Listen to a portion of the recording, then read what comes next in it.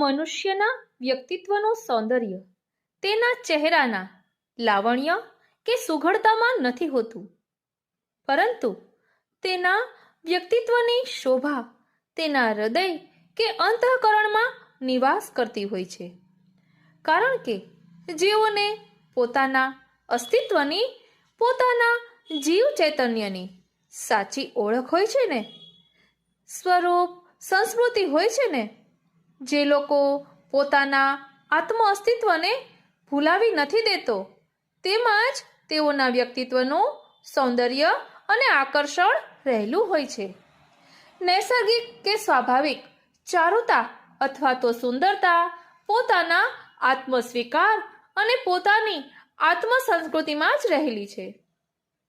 સૌંદર્યના બાકીના જેટલા પણ આવરણ છે તે ક્યાંક ને ક્યાંક, કોઈક ને કોઈક દ્રષ્ટિબિંદુથી અનિત્ય જ હોય છે. આથી જ પોતાના બાહ્ય દેખાવથી સ્વયંને સુંદર માની બેસવું તે આપણું વૈચારિક ખોખલાપણું છે.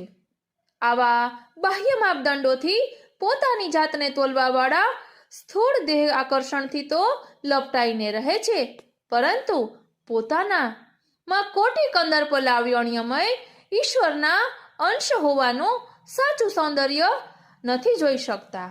બસ આ મકર સંક્રાંતિના પર્વથી, સંક્રાંતિ એટલે કે પરિવર્તન, તો આ નાનું એવું પરિવર્તન લાવીએ, આપણી આત્માને ઓળખીએ કે આપણે કોણ છીએ. જય શ્રી કૃષ્ણ.